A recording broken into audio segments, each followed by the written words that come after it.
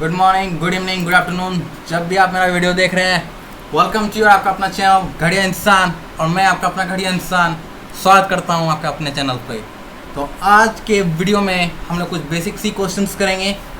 हर question से आप कुछ ना कुछ सीखेंगे और कुछ ना कुछ ज़रूर बेनिफिट पाएंगे। आज के इस क्वेश्चन से बेसिकली आप सीखेंगे कि कैसे लॉजिक डेवलप करना है। ठीक है, at the end of the video you would be able to think, you would be able to develop some logic. Okay, so let's start. These are the questions that we're going to do. So let's start with the first question. पहला question क्या है? Write a C program to accept the temperature in Celsius from the user and convert it to Fahrenheit. इस programme से I wanted to show you how you are going to accept the input from the user, how you are going to use how you are going to use the formula and display the results, how you are going to use the mathematical formulas and display the results. Okay, so let's start with the first program. सबको दिख रहा है?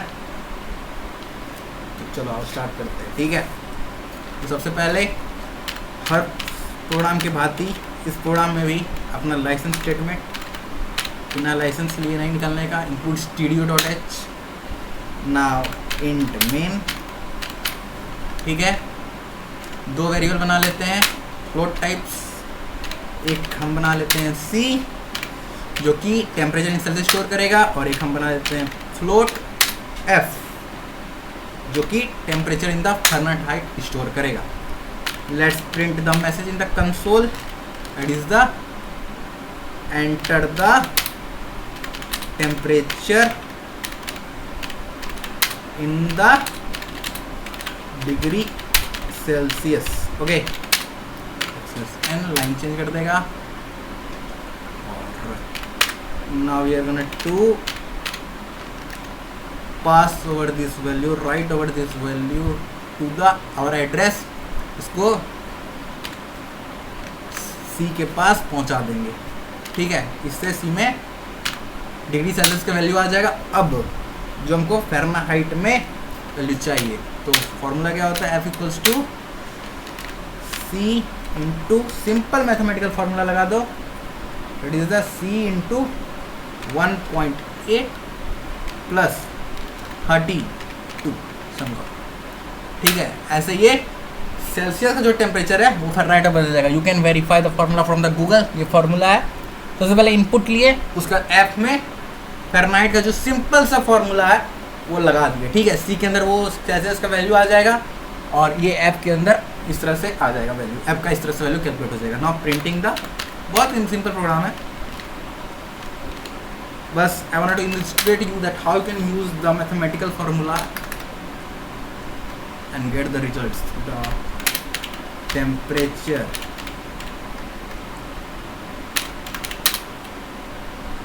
percentage F degree Celsius in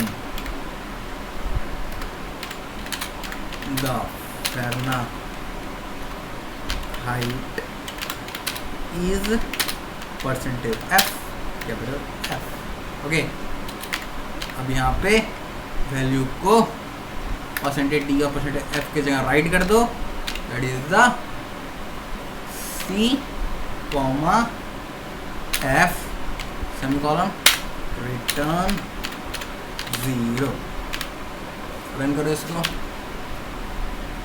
and the temperature in the degree Celsius, मान लो मैं यहाँ पे T डालता हूँ। सो द एक मिनट यहाँ क्या आ रहा है,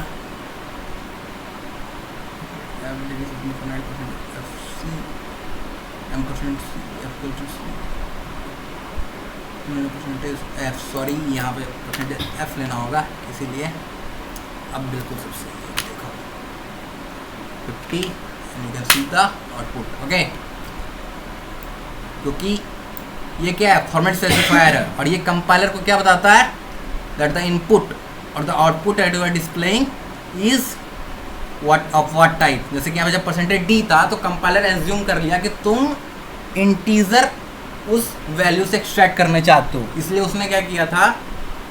परसेंटेज फ्लोट वैल्यू की जगह इंटीजर को राइट किया था। ओके, इसीलिए मैंने वहाँ पे परसेंटेज एफ लगा दिया। Now you can see the result is correct. Okay, समझ में आ गया। इससे तुमको एक फॉर्मेट स्पेसिफायर का आज फिर से एप्लीकेशन भी पता चल गया। ठीक है, तो इस प्रोग्राम से तुम सीखे कि कैसे मैथमेटिकल फार्मूला का तुम यूज़ करके प्रोग्रामिंग कर सकते हो, कैसे इंटरप्रेट कर सकते हो, और एट द एंड जो मुझसे गलती हुई ये भी तुम सीखे कि फॉर्मेट स्पेसिफायर का कितना वैल्यू है, कितना इंपॉर्टेंस है। ओके, इसीलिए तुमको फॉर्मेट स्पेसिफायर पढ़ाया गया है इतने अच्छे तरीके से पहले। Okay, now let's move to the next question, that is the, सबसे पहले कमेंट आउट कर देते हैं ताकि कंपाइलर्स को इग्नोर मार दे, अभी कोई काम का नहीं है। समझ में आ गया? नहीं समझ में आता है तो वीडियो के नीचे कमेंट करें, will try my level best to solve your problem. अब मैं एक नया प्री प्रोसेसर स्टेटमेंट को तुमसे इंट्रोड्यूस कराना चाहता हूँ एक नए हेडर फाइल से। उसके लिए ये प्रोग्राम मैंने तुम्हें करवाया है, मैं करवाने जा रहा हूँ। That is the, you have to find the power of any number. Okay, and the function और that is the header file that I want to introduce you is the math.h। उसी के अंदर का एक कंपोनेंट आता है पाव function को हम लोग यूज़ करना सीखेंगे। Okay, let's write the program. Include studio.h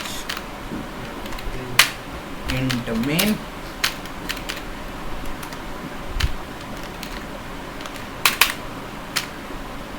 और मैं उस नंबर को एक्सेप्ट कर लेता हूँ, कितना पावर निकालना चाहता हूँ उसके लिए वेरिएबल बना लिया। अब मैं लिख लेता हूँ printf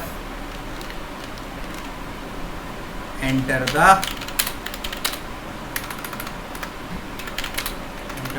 number and its power you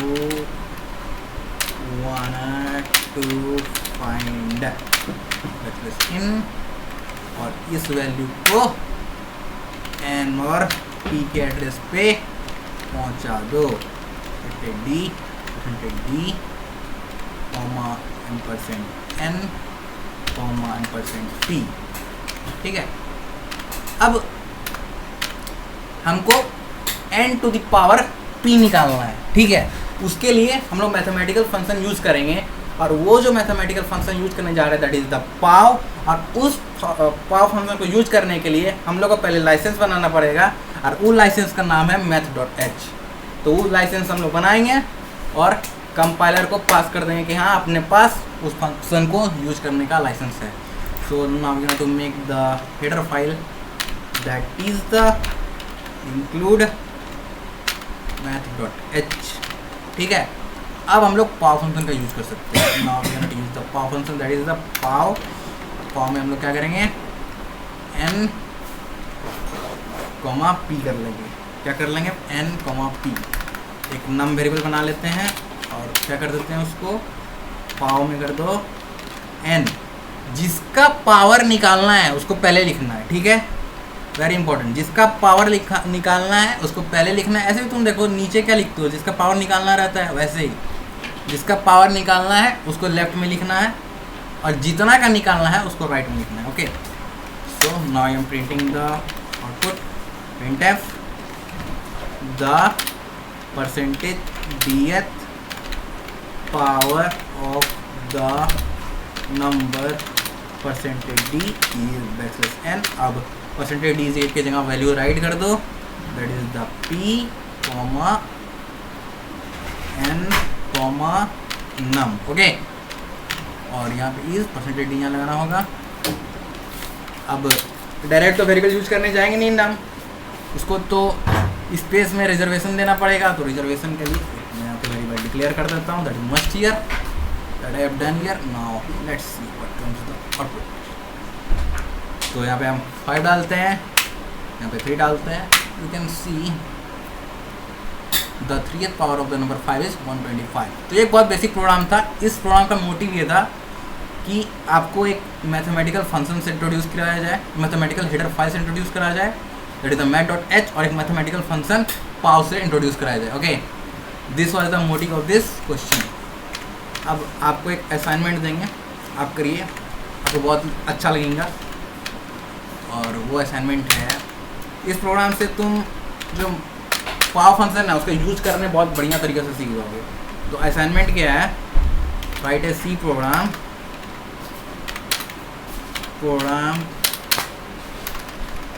सीधा लिख देता हूँ, we've to accept the values of P, R, T and N from the user, find its compound interest and display the result। ठीक है, इसमें हम लोग मैथमेटिकल फंक्शन पाव का यूज करेंगे।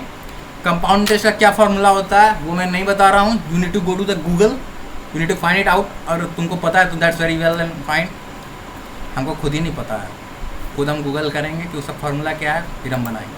ठीक है, उसका फार्मूला क्या होता है। ठीक है, इस प्रोग्राम करने से तुम पाव फंक्शन को बहुत अच्छे से यूज करने सीख जाओगे। ठीक है, so this is the motive behind I am giving this question. Okay, you first try this out, next video में I will definitely be doing this. Okay, उनसे बनता है तो that's very well and good, नहीं बनता तो कोई बात नहीं, नेक्स्ट वीडियो में इसका सॉल्यूशन मिल जाएगा। Now next come to the third question. 2 question हो गया, फटाफट पढ़ते हैं। तीसरा क्वेश्चन क्या है, write a C program to convert days into year, weeks and days. Okay, क्या करना है, तुमको दिन एंटर करना है। ठीक है, और उस दिन से तुमको पता लगाना है कि उसमें कितना साल है और कितना हफ्ता है, और उसका फिर वो सब निकालने के बाद कितना दिन उसमें बचता है। ओके, ठीक है, so this is the very very simple program. ठीक है, इस प्रोग्राम से पहले प्रोग्राम करते हैं, फिर इस प्रोग्राम का मोटिव बताएंगे कि ये क्यों बता रहे हैं। ठीक है, इंक्लूड studio.h और थोड़ा जूम कर देते हैं, इंट मेन। ओके, उसके बाद हम लोग डेज, ईयर और वीक को एक्सेप्ट के लिए मेमोरी में रिजर्वेशन कर देते हैं। बिना रिजर्वेशन का ज़िंदगी में कुछ नहीं होता है। ये तो डेज, ईयर, वीक। ठीक है, अब हम क्या करेंगे, कंसोल पे मैसेज प्रिंट कर देंगे कि please enter the number of days n। हमारा स्कैनf, उसको पास कर देंगे कहाँ, राइट कर देंगे कहाँ पहुँचाना है, डेज के पास, %डेज, ऐसे एड्रेस ऑपरेटर बस डेज का एड्रेस के पास पहुँच गया। अब ये पहुँच गया, अब क्या करना है, ईयर इक्वल टू क्या हो जाएगा, एक साल में कितने दिन होते हैं, मैं मान रहा हूँ 365 होते हैं।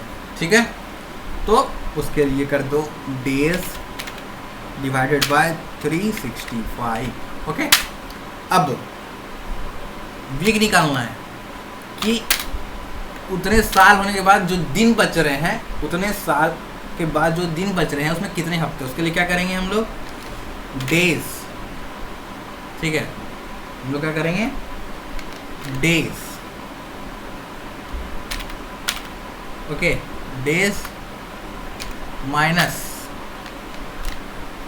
365 365 इंटू ईयर्स। ठीक है, ये दिन बच गया। अब ये जो दिन बचा इसको हमको डिवाइड करना है 7 से। ठीक है ना, बचे हुए दिन को 7 से डिवाइड करना है। इतना दिन था, उसमें से तुम ईयर में कितना कर दिए, 365 से डिवाइड कर दिए तो उतना ईयर हुआ। अब फिर उससे अगर डे निकालना है तो 365 इंटू ईयर कर दो तो उतना डेज आ जाएगा। उस डेज को से ओरिजिनल नंबर ऑफ डेज से माइनस कर दो, और जो बाकी के दिन बच रहे हैं उसको 7 से डिवाइड कर दोगे तो जो वीक बच रहा है वो आ जाएगा। ठीक है, इसमें से भी वीक निकालने के बाद भी कुछ दिन बचेंगे, वो कैसे निकलेगा, उसके लिए डेज इक्वल टू डेज। ठीक है, days equal to days minus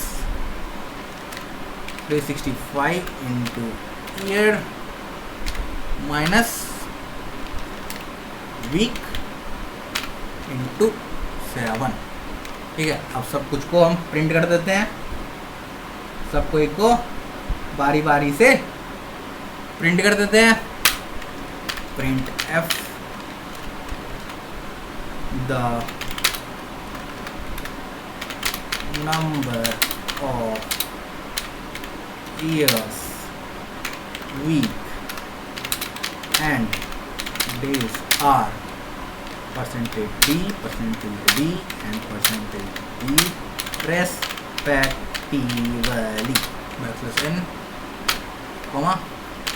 अब परसेंटेज डी की जगह अपने अपने वैल्यूज को राइट कर दो। सबसे पहले ईयर को राइट कर दो, फिर वीक को राइट कर दो, फिर डेज को राइट कर दो, कॉलम लगा दो, यहाँ पे return 0, everything is work properly, console को ऑपरेटिंग सिस्टम को मैसेज दे दो। एंटर द नंबर डेज, मान लो मैं डालता हूँ 387 डालता हूँ। Can see number of years कितने आ रहे हैं, एक नंबर ऑफ वीक कितना आ रहा है 3, और ये कुछ गारवल वैल्यू प्रिंट कर रहा है, that's why that is why here. Now days equal to days minus 365 यहाँ पे होगा, दैट इज वाई। ओके, अब देखो 387, now see everything is work properly, the number of years week and days are 1, 3 and 1 respectively. Okay, समझ में आ गया? यहाँ पे देख लो। ओके, यहाँ क्या हो गया था, 6 छूट गया था, इसलिए आ रहा था। ठीक है, समझ में आ गया ना? So we have done with this question. इस प्रोग्राम का मोटिव क्या था कि तुम सीखो कि कैसे क्या चीज़, कैसे कैसे चीज़ें बच रहा है और कैसे कैसे वो डिस्ट्रीब्यूट हो रहा है। ठीक है, जैसे कि ईयर था, ठीक है, डेज तुमने लिया, डेज में से ईयर निकाला, उसमें से जो दिन बचा, उसमें से फिर वीक निकाला, फिर उसमें से जो दिन बचा वो दिन निकाला। This was the motive, okay, to behind this explaining this program. Okay, I hope you have better understood this program. Now let's move to the next programme.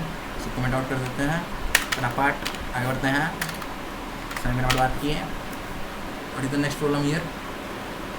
हाँ, ये बहुत अच्छा प्रोग्राम है। जिनको बैंक में नौकरी करना है उनके लिए, कैशियर बनना है उनके लिए बहुत मस्त प्रॉब्लम है। ए मस्त problem. Write, C program to count total number of notes in a given amount. Okay, तुमको अमाउंट एंटर करना है और उस अमाउंट में से कितने 100 रुपये के नोट्स होते हैं। मैं देखो किसके किसके निकलवाऊंगा, 100 का, 500 का, 200 का, और बाकी को मैं चिल्लर दे दूंगा। ठीक है, मैं तुम्हें कहूँगा कि तुम 50 और 10 के लिए भी निकालो। ठीक है, तो मैं यहाँ पे 100, 50, 100, 500, 200 का करके दिखा रहा हूँ। बाकी जो 50, 10, 5 है, 20 है, वो तुम खुद कर लेना। ठीक है, करके देखना ही है तुमको। ठीक है, छोड़ना नहीं है। लिखते हैं include studio.h int main। ठीक है, अब एक वेरिएबल बना लेते हैं जो कि अमाउंट को स्टोर करेगा। ठीक है, उसके बाद एक वेरिएबल बना लेते हैं नोट 500 टकिया के लिए, एक बना लेते हैं नोट 200 टकिया के लिए, एक बना लेते हैं नोट 100 टकिया के लिए, और एक बना लेते हैं चिल्लर। ठीक है, चिल्लर। ठीक है, नाउ प्रिंट कर दो कंसोल पे यूज़र के लिए, print F enter the amount. इस क्वेश्चन से तुम इफ एल्स कंडीशन यूज़ करना सीखोगे। ठीक है, कि कैसे इफ एल्स कंडीशन यूज़ करना है वो तुम सीखोगे, एक बेटर क्लियर विजन आएगा तुमको। इसके F percentage D comma %n। Okay, percent amount. ठीक है, ये हो गया। अब कंडीशन लगाते हैं, इफ अमाउंट 500 से बड़ा है तो क्या कर दो, नोट 500 कैसे निकलेगा उसको डिवाइड कर देंगे हम लोग। ठीक है, जैसे कि 875 रुपया है तो उसमें कितना 500 का नोट है, तो 875 रुपया को 500 से डिवाइड कर दो, 1 आएगा। ठीक है, इंटीजर में खेला और 1 मतलब 1 500 का नोट है, तो नोट 500 इक्वल टू वही 875 रुपया डिवाइड बाय 500। अब बचे कितने, बचा कितना, तो अमाउंट माइनस इक्वल टू क्या, नोट 500 जितने थे, ठीक है, इंटू 500, जैसे कि एक 500 नोट था तो 500 रुपया हुआ, 500 का 875 में माइनस कर दो, दैट इज द 375 रुपीज़ थोड़ा बचे। मैंने यहाँ पे क्या लिखा है, amount minus equal to note 500 into 500, ये असाइनमेंट ऑपरेटर है, ठीक है। बेसिकली तुम, मैं चाहता तो सीधा लिख सकता था, लेकिन तुम्हें कुछ एक मैसेज देना चाहता हूँ।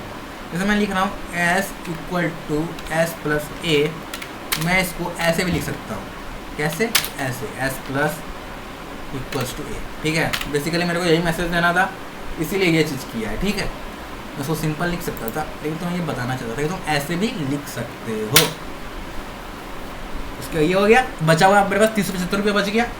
अब क्या करना, इफ अमाउंट इज, ठीक है, अब 200 टकिया निकालेंगे, ग्रेटर देन 200, 375 से बड़ा है जी, हाँ बड़ा है। अब क्या कर दो, 200 टकिया निकालने के लिए उसको डिवाइड कर दो, नंबर ऑफ 200 टकिया निकालने के लिए अमाउंट बाय 200 टकिया कर दो, ठीक है। इससे 200 टकिया निकल जाएगा, कितना से 375 बचा, 375 को 200 से करोगे तो एक बच्चे एक बार में जाएगा, ठीक है, तो 1 हो गया 200 टकिया।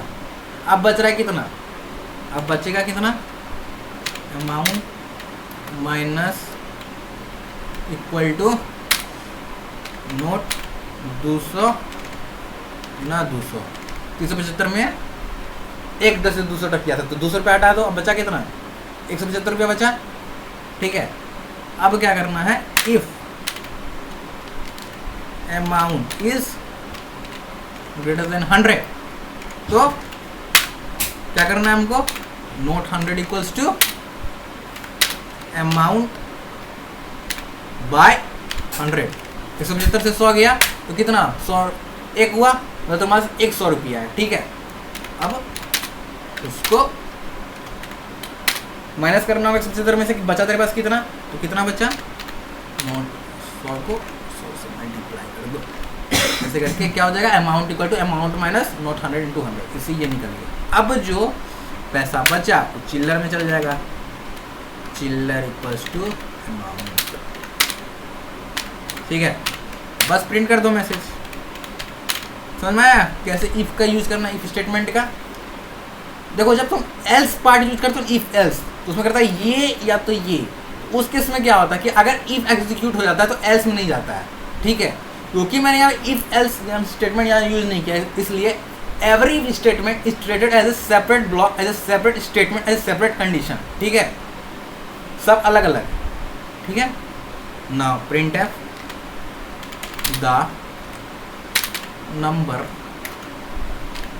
of 500, 200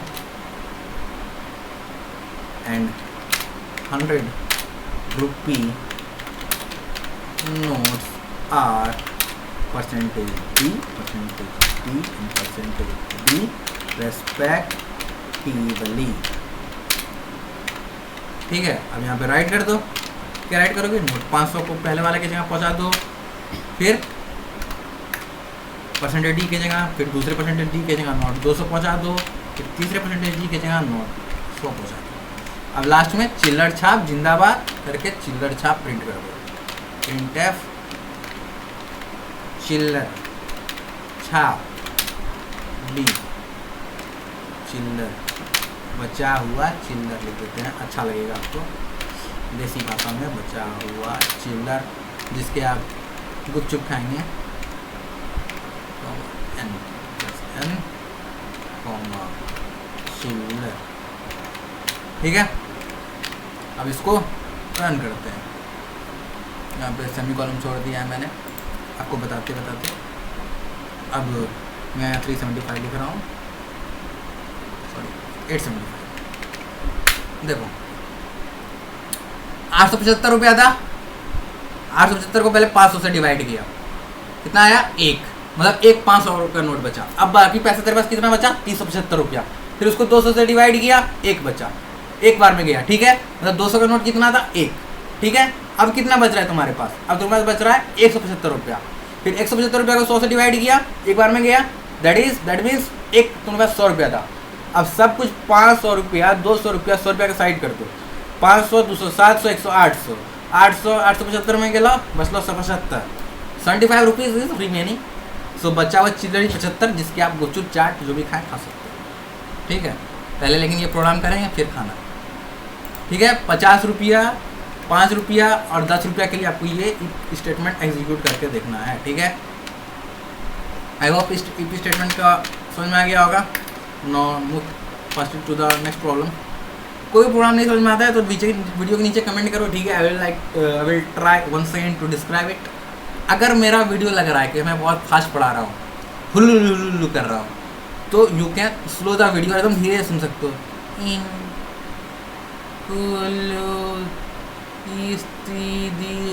ऐसे करके दे सकते हो, या तुम्हें अगर लग रहा है मैं बहुत स्लो पढ़ा रहा हूँ तो तुम ऐसे करके भी देख सकते हो, ठीक है।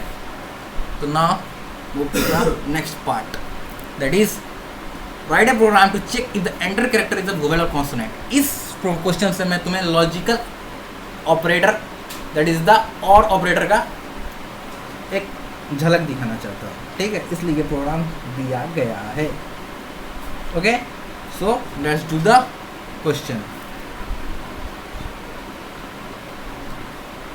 And here it is include stdio.h, ठीक है। एक मेन फंक्शन हर प्रोग्राम में होता है, इसमें भी होगा, यहीं से एग्जीक्यूशन होता है प्रोग्रामिंग का start. As I already told, इसको बंद कर देते हैं, क्या क्या हो रहा है। अब चलो यहाँ पे क्या ले लेते हैं, कैरेक्टर जो सी को स्टोर करेगा, सी के अंदर आ जाएगा कैरेक्टर, ठीक है। और हम यहाँ पे मैसेज कर देते हैं प्रिंटफ क्या, enter the character to be searched n, semicolon लगा देता हूँ और मैं इसको सी के एड्रेस पे बिना टाइम वेस्ट किए पहुंचा देता हूँ। यात्रा इसकी सफल हो गया। अब हम लोग लॉजिकल और ऑपरेटर का यूज करेंगे। लॉजिकल और ऑपरेटर क्या कहता है कि अगर एक भी कंडीशन सही हो तो ट्रू, एक भी कंडीशन स्टेटमेंट अगर सही है, जैसे तुम दो स्टेटमेंट को कंपेयर करो, अगर दोनों में से अगर एक भी ट्रू है तो result would be true.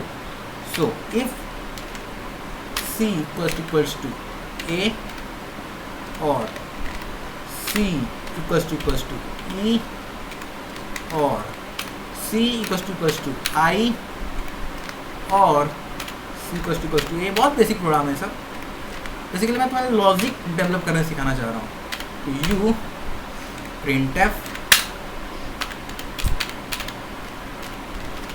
the entered character is a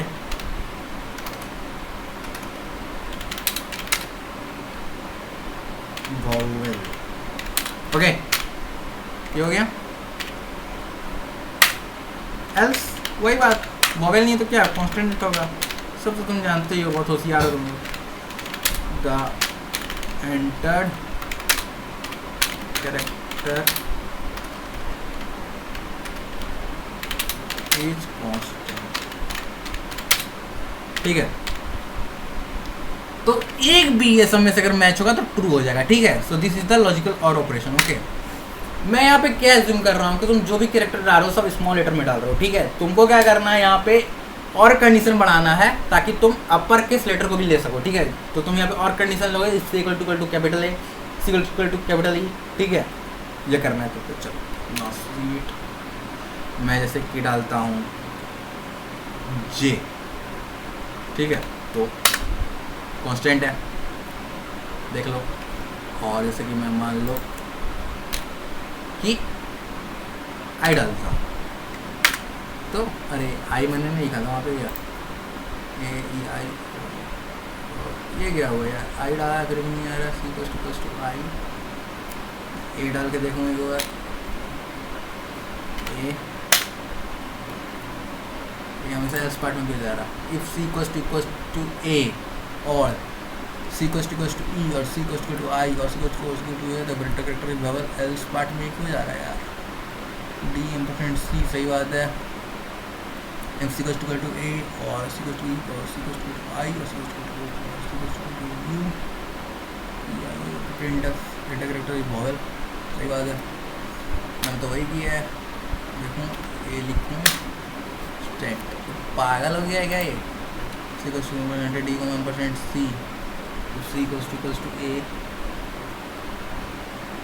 मैंने तो सही किया है, एग्जैक्टली वही काम किया है। ए और C equal to E, I C equal to A और C equal to U, the enter character is vowel, नहीं तो कॉन्सोनेंट। तो एकदम सही है यार। मैं आई लिखता हूँ, जान इसमें क्या प्रॉब्लम हो रहा है, इसको फिर से देखते हैं, ठीक है? तब तक के लिए मैं इसको कमेंट आउट करता हूँ। पागल हो गए ये काम है। नेक्स्ट क्वेश्चन देखते हैं, दैट इज द, मैं ये क्वेश्चन चाहता हूँ कि तुम खुद से करके देखो, ठीक है? Write a C program to find the maximum between the 3 numbers, ठीक है? तुम खुद से ट्राई करो, बनता है तो ठीक है, नहीं बनता तो हम नेक्स्ट वीडियो में will see that. Okay, now the question that you are going to do is write a C program to check if the entered character is in lower case or upper case, ठीक है? तो इसको मैं बताने से पहले तुम्हें आज की वैल्यू से इंट्रोड्यूस करना चाहता हूँ कि हर कैरेक्टर का, every character has an ASCII value, ठीक है? आस्की वैल्यू क्या होता है? इंटीजर होता है, ठीक है? एक इंटीजर वैल्यू होता है, ठीक है? तो capital A to capital J का आस्की वैल्यू होता है 65 to 90, ठीक है? और स्मॉल ए टू जेड का होता है 97 to, इसमें 26 ऐड कर दो, 25 ऐड कर दो, दैट इज द 7 12 9 11 112। ओके, तो ये होता है। इसी को यूज करके, दैट इज उस कैरेक्टर को इंटीजर में बदल के हम लोग चेक करेंगे कि क्या उस कैरेक्टर का वैल्यू 65 से 90 के बीच में अगर आ रहा है तो वो अपर केस है, और 97 से 112 के बीच में आ रहा है तो वो लोअर केस है, ठीक है? This is going to be very beautiful concept which you are going to use in the strings. Okay, so let's write the program here. Include video.h in main,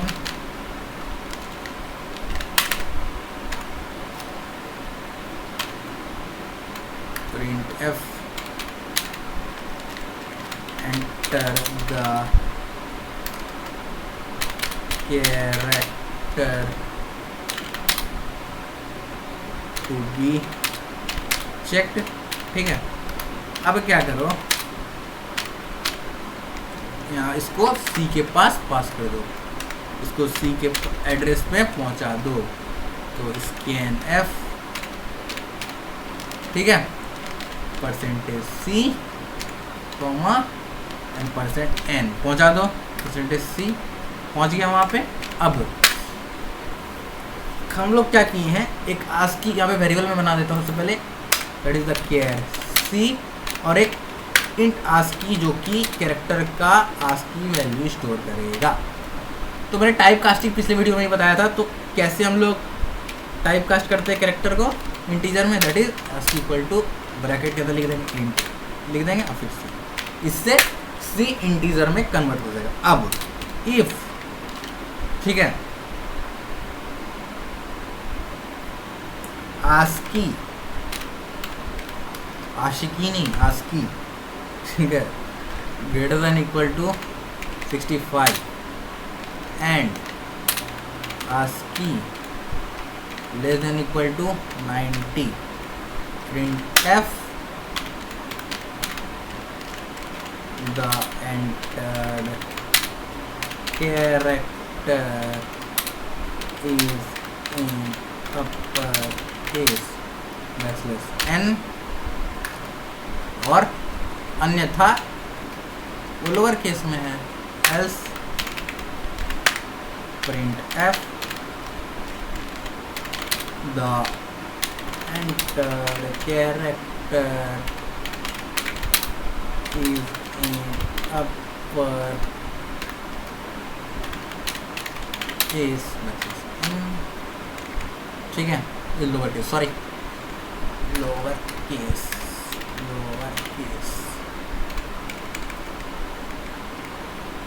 हो गया। आप यहाँ पर रिटर्न 0 कर दो कि अभी तुम्हें वर्ड प्रॉपर इसको रन करो। जैसे कि मैं कैपिटल ए लिख रहा हूँ, अपर केस देख लो, जूम करके देख लो, अपर केस, ठीक है। अब मैं इस यहाँ पे कैप्स लॉक की बंद कर देता हूँ, अब रन करता हूँ, अबॉर्ट कर दो। ऐसे फर्स्ट टाइम तो इसको अबॉर्ट कर दिया करो, फिर बिल्डर रन कर लिया करो। अब जैसे कि मैं स्पॉन भी लिखता हूँ, देख लो, enter character is in lower case, ठीक है। तो इस प्रोग्राम से मुझे बेसिकली तुम्हें आस्की से इंट्रोड्यूस कराना था और दिखाना था कि आस्की वैल्यू इन कैरेक्टर्स का क्या होता है, ठीक है। This is a very beautiful concept that you gonna to use it in the strings, okay. Now we are coming to the last program, जो कि वन ऑफ द मोस्ट बेहतरीन question है, जितने भी क्वेश्चन मैं डाला उनमें से ये वन ऑफ द मोस्ट बेहतरीन क्वेश्चन है, ठीक है। इसमें बच्चा को थोड़ा कन्फ्यूज़न होता है, उसको लगता है वो कर लिया है, लेकिन वो गलती करता है। वो क्या गलती करता है वो मैं बताऊँगा, ठीक है। तो उससे पहले क्वेश्चन को कॉपी कर लेते हैं, क्वेश्चन थोड़ा बड़ा है, हो सकता है कि मुझे क्वेश्चन तो मुझे याद है नहीं, मैं भी क्वेश्चन अभी यही देखूँगा तो फिर सॉल्व करूँगा उसको। कंट्रोल सी करके इसको यहाँ पे कंट्रोल भी ला के यहाँ पे भी आ देते हैं और इसको कमेंट आउट कर देते हैं।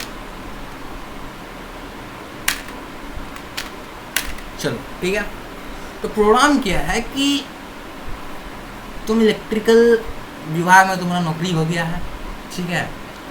अब तुमको करना क्या है कि तुमको यूनिट बता दिया गया है, अब तुमको ई रेट लगा के तुमको बिजली बिल बताना है। तो तुमको बोला क्या गया है कि अगर पहला 50 यूनिट है तो 0.50 दशमलव यूनिट लेना है पर यूनिट। अगर उसके बाद फॉर फर्स्ट 100 यूनिट 50 के बाद का ये, ठीक है, आफ्टर 50 के जो पहले 100 यूनिट आ रहे हैं उनके लिए इतना रुपया लगाना है, उसके बाद के जो 100 आ रहे हैं उसके लिए इतना लगाना है, और अगर 250 के ऊपर चले जा रहे हैं तो उसके लिए ये रेट लगाना है। तो तुमको वहाँ पे जाएगा, बता देगा कि हाँ सर इतना यूनिट का बिजली हमारा खर्च हुआ है, आप पैसा जोड़ के बता दीजिए आपका कितना पैसा होगा, ठीक है। So this is the problem. अच्छा प्रॉब्लम है, एक प्रैक्टिकल डेली लाइफ प्रॉब्लम है, ठीक है, that will make life of us easy. So let do it. इसको थोड़ा जूम कर दें, थोड़ा जूम कर दें, फोटो थोड़ा जूम हो जाएगा। studio.h ठीक है। अब क्या करते हैं, एक वेरिएबल बना देते हैं इंट यूनिट, जो यूनिट को स्टोर करेगा। अब फ्लोट, जिसमें total number of units store होगा। अब क्या करते हैं, मैसेज प्रिंट कर देते हैं कि यूजर के लिए, हमारे आम आदमी के लिए प्रिंट कर दीजिए कि enter the number of units consume, ठीक है, यहाँ पे डाल देगा वो यूजर। अब इसको क्या कीजिए, यूनिट्स के पास पहुंचा दीजिए, यूनिट्स के एड्रेस पे पहुंचा दीजिए, कॉमा % यूनिट्स, ओके, हो गया। अब बिल बनाते हैं। तो कैसे बिल बनाना है, तो बिल कुछ ऐसे बनाना है कि सबसे पहले क्या बोला है कि 50 की अगर कम है तो इफ यूनिट लेस देन 50, तो टोटल क्या लगाना है हमको, यूनिट गुना 0.5, ठीक है। अब क्या अगले 50 के लिए एल्स इफ, मतलब पहले 100 के लिए क्या है, यूनिट, तो देखो 50 था उसका फिर 100, तो सब मिलाएगा कितना हुआ 150। देखो क्या बोला है, फॉर फर्स्ट 50, उसके बाद फिर फॉर फर्स्ट 100, तो सब मिलाएगा कितना 150। तो अगर 150 के नीचे है तो क्या रेट लगेगा, ठीक है, समझ रहे हो क्या कंसेप्ट है। यहाँ पे सीधा लॉ लगा देता है यूनिट लेस देन 100, वो थोड़ी बोला है, वो बोला क्या है पहला 50, ठीक है, उसका फिर क्या लिखा फॉर फर्स्ट 100, मतलब पहले 50 के बाद फिर 100, सब मिलाएगा कितना होगा 150, ठीक है। तो उसमें क्या होगा, टोटल इक्वल्स टू पहला 50 के लिए वही हो जाएगा, पहला 50 के लिए 0.25 इंटू 50 का रेट लगा दीजिए जी, ठीक है। अब बाकी 50 में से जो बचा, ठीक है, उसको क्या कीजिए, यूनिट माइनस 50 कर दीजिए और उसमें वही 0.75 जैसा क्वेश्चन में दिया है वैसे लगा दीजिए, हो गया। अब ये भी हो सकता है कि यूनिट, फिर क्या बोला है, नेक्स्ट 100, फिर नेक्स्ट 100, मतलब क्या हो जाएगा वो 250, ठीक है। उसके लिए क्या होगा, पहला 50 के लिए लग जाएगा 0.25 into 50 that is equal to 25, ठीक है। 50 खत्म हो गया, उसके बाद 100 बचा, ठीक है। 150 था ना, 150 में से 50 निकल गया, 100 बचा। उस 100 के लिए क्या लग रहा था, यहाँ लिखा हुआ है ना, देखिए फॉर फर्स्ट 50 0.50, उसके लिए लगा दिए तो 50 गुना 0.25 25 आ गया। उसके बाद फिर फॉर फर्स्ट 100 दैट इज 0.75, तो उस 100 के लिए कर देंगे हम, कर दिए हम 100 into 0.75 that is equal to 75। अब जो बाकी का बच गया उसको क्या करेंगे, 150 150 और 150 में से बच गया 100, ठीक है। उसके लिए क्या हो जाएगा, यूनिट माइनस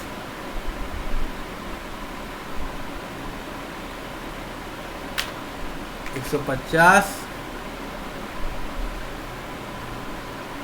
इंटू 125, ठीक है। ये पहला, ये जो 25 ये किसके लिए था, 50 के लिए था, ये 100 के लिए था। तो 50 और 100 का तुम कैलकुलेट कर लिए, बच रहा कितना है, तो जो 250 के ऊपर था या जो यूनिट था उसमें से 150 का तुम निकाल लिए, बाकी को 100 मल्टीप्लाई कर दो 1.20 से, 1.20 से, ठीक है। ये हो गया। अब एल्स पार्ट में अगर 250 से बड़ा है तो सबसे पहले वही 25 के लिए निकालना है, तो 25 के लिए वो 50 के लिए निकालना है तो वो 25 हो गया, ठीक है। उसका अगला 100 के लिए वो हो गया 75, उसके बाद फिर 100, 50 प्लस 50, 50 प्लस 100 150 प्लस फिर 100 250 हो गया, ठीक है। उसके लिए कितना हो गया, उसके लिए हो गया 100 हुआ, 50 प्लस 100 150 और फिर 250 तक जाना है तो 100, तो उस 100 के लिए हो गया कितना, 100 गुना 1.2, नहीं समझ में आ रहा तो मैं फिर से एक्सप्लेन करूंगा, प्लस जो बाकी का रह गया यूनिट जो 250 के ऊपर रखा था उसको मल्टीप्लाई कर दीजिए इंटू 1.25 से, ठीक है। अब यहाँ पे हो गया, अब प्रिंट एफ कर दीजिए, print F the total price is percentage F total, print दो।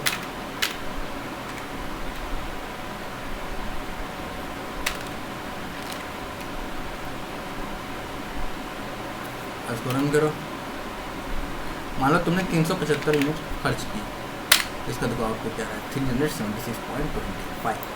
देखो करना क्या है, क्वेश्चन देखो, सबसे पहले पहला 50 यूनिट के लिए क्या था 0.50 यूनिट, ठीक है। तो वही किए, अगर यूनिट 50 के नीचे है या बराबर है, इसको बराबर करना होगा, सॉरी 50 के अगर नीचे है या बराबर है तो यूनिट को 0.50 से मल्टीप्लाई कर दो। उसके बाद क्या है, नेक्स्ट 100, अब कितना हो 150, तो 150 में तो 50 का पहले ही निकाल चुके थे दैट इज 0.25 इंटू 50। अब बाकी 150 में से जो बच गया, बाकी जो यूनिट में से जो 50 को निकालने के बाद जो बच गया उसको 0.75 से मल्टीप्लाई कर देना है। जैसे कि मान लो तुम्हारे पास 85 यूनिट अगर हम तुमको दिए रहते तो तुम उसमें से 50 का निकाल लिए, 50 गुना 0.25, अब बचा कितना 35, तो वो 35 को 0.75 से मल्टीप्लाई करना है, तो वही unit that is 85 minus 15 to 0.75, ठीक है। अब देखो अब क्या आया है, यूनिट लेते 250, तो तुम क्या किए 50 का निकाल लिए, ठीक है। फिर आगे आने वाला जो 100 था वो है ना, फॉर फर्स्ट 50 यूनिट इतना निकाले, फॉर 100 150 तक का निकाल लिए, ठीक है।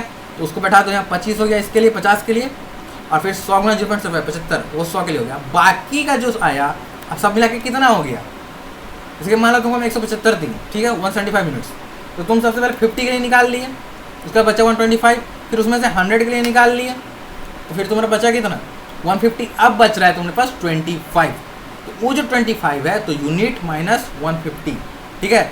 50 का जो लगाए थे जो रेट 0.50, फिर 100 का जो रेट लगाए थे 0.75, वो दोनों को जोड़ दो और बाकी जो यूनिट बच रहा है उसको 1.20 से मल्टीप्लाई कर दो। वैसे ही एल्स में सबसे पहले 50 के लिए निकाल लो, फिर 100 के लिए निकाल लो, उसके फिर 100 के लिए निकाल लो, उसके 50 100 प्लस 100 200 रुपया, 200 इधर खत्म हो गया, सॉरी 50 100 150 और फिर 100 यहाँ 250। देखो ये जो 75 था ये 100 के लिए था, है ना यार। फर्स्ट 100 देखो, फर्स्ट 50 के लिए 0.50 25 हो गया, फिर अगला 100 के लिए 0.75 5 इंटू 100 वो 75 हो गया, फिर यहाँ पे अगला 100 के लिए तो वो हो गया 120 रुपया, तो वही 100 गुना 120 हो गया। तो इधर कितना हुआ 100 100 200 और ये 50 250। अब जो बाकी बचा तो यूनिट मैंने 250 इंटू 1.25 वही करके प्रिंट कर दिया, ठीक है। बहुत सिंपल प्रॉब्लम था, बेसिक लाइफ से एकदम डेली यूज प्रॉब्लम, ठीक है। समझ में आया। 375 लिखो कैसी, ओके। आई होप समझ में आया होगा, नहीं समझ में आता है तो वीडियो के नीचे कमेंट करो, ठीक है। अब हम देखते हैं कुछ प्रोग्राम ये दे प्रोग्राम में क्या दिक्कत हुआ था, तो बेसिक प्रोग्राम था यार, वो प्रोग्राम को हम फिर से बना देते हैं, ठीक है। देखिए फिर उसमें देखते include studio dot H int main, ठीक है। एक कैरेक्टर वेरिएबल बना लेते हैं जिसमें हम स्टोर करेंगे, क्या स्टोर करेंगे उस कैरेक्टर, ठीक है। Print F enter the character n, उसके बाद स्कैन f %c, ठीक है, कॉमा %c, तो c के अंदर आ गया। अब if c equals to a होता है या c इक्वल्स टू e होता है या c इक्वल्स टू i होता है या c इक्वल्स टू o होता है या c इक्वल्स टू u होता है, तो printf entered character is a vowel, else part में जाएगा नहीं तो printf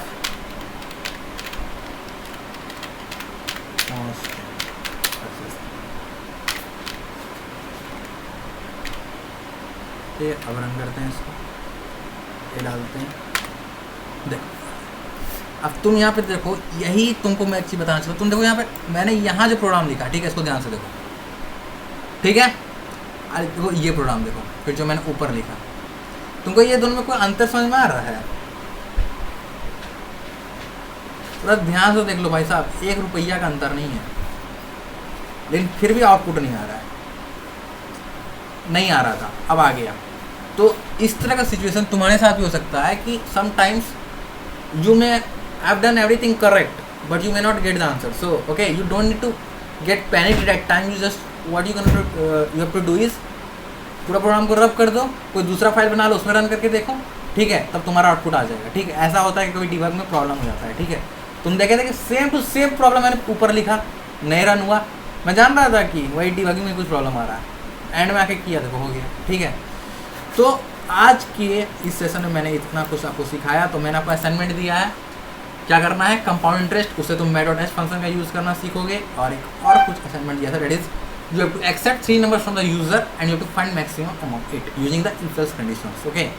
तो आज के वीडियो में मैंने तुम्हें इन सारे क्वेश्चन कराया। पहला क्वेश्चन से तुम मैथमेटिकल फॉर्मूला लगाने सीखे कैसे करना है, दूसरे प्रोग्राम से मैं तुम्हें math.h हेडर फाइल से इंट्रोड्यूस कराया, उसके बाद मैंने तुम्हें इफ स्टेटमेंट का कैसे यूज़ करना है वो सिखाया, फिर तुम्हें लॉजिकल ऑपरेशंस का यूज़ करके दिखाया, फिर तुम्हें आस्की वैल्यू से आज के वीडियो में इंट्रोड्यूस कराया, और एट द एंड तुम्हें एक प्रॉपर लाइव बेस्ड प्रोग्राम बनाया, daily use program, that is electricity bill, ये बनाना सिखाया, ठीक है। आई होप समझ में आता है। जो क्वेश्चन नहीं समझ में आया, you need to comment in the comment box, I will explain it again. Okay, the assignment that I have given you, you just try to yourself. If you are able to do, that's well and fine. Otherwise, I will solve that question in the next video. Okay, thank you very much. आप यहाँ तक आए, मेरा video पूरा देखा, love you all. Keep supporting, keep loving. Thank you very much. तब तक के लिए ओके।